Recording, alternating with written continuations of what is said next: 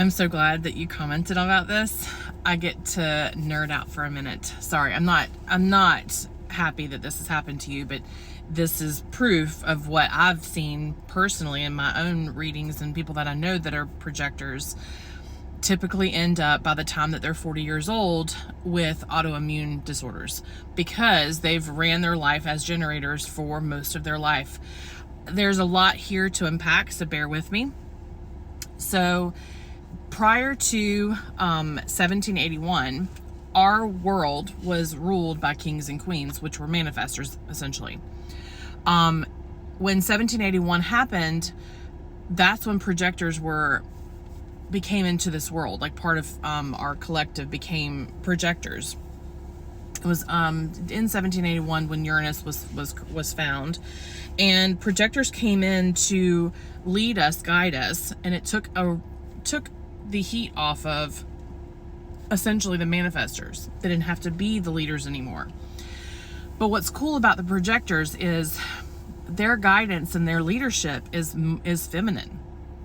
Like, the way I see projectors is like they are the embodiment of what feminine is, because they're meant to guide, which means they're meant to be invited into our space.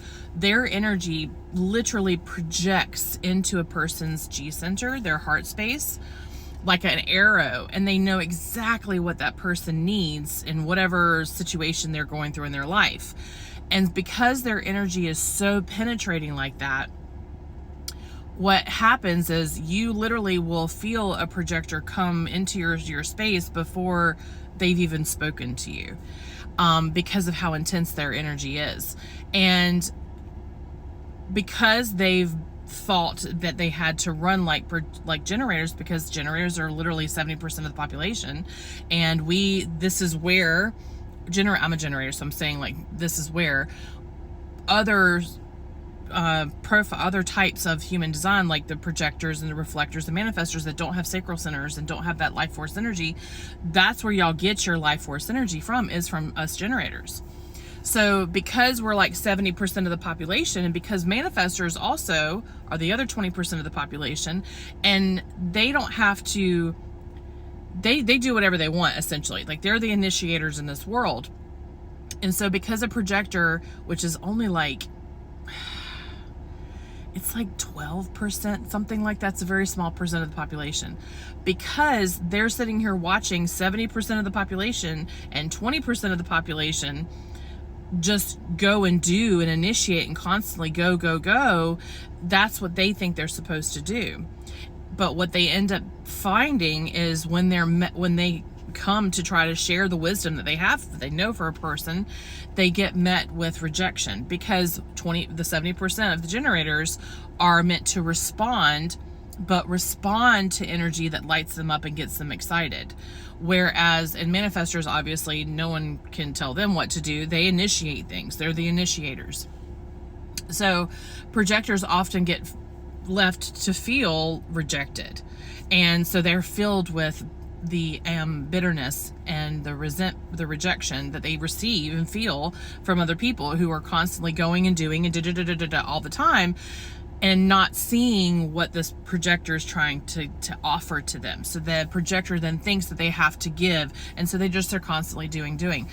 What's interesting about this is because the projectors end up sick with all these autoimmune disorders, what that is in human design is the heart and ego center. Your thymus gland is what controls all of your immune system and what fights off infection when it comes into the immune system.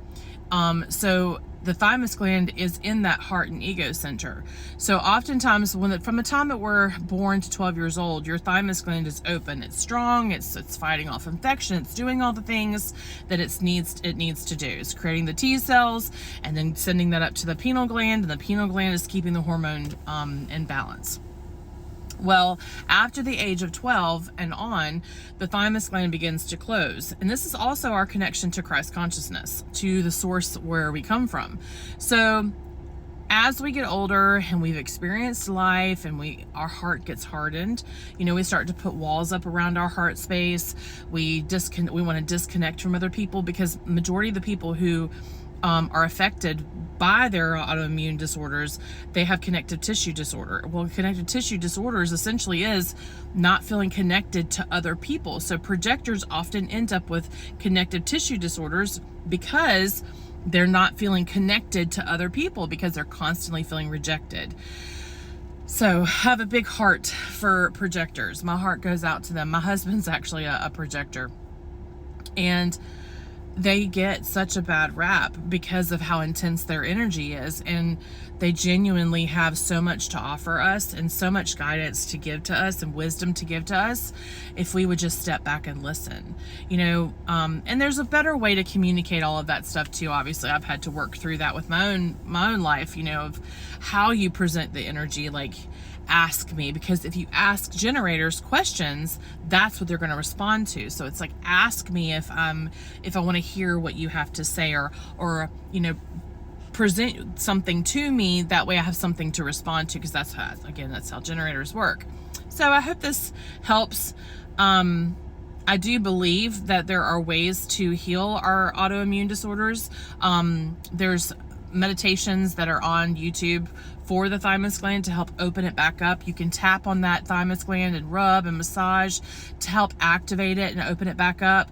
And then, of course, work on the wounds that have been created from all that your life has experienced that may have that obviously do contribute to our closing of this heart space too, and putting that wall up around our heart space because of the rejection that we felt from people.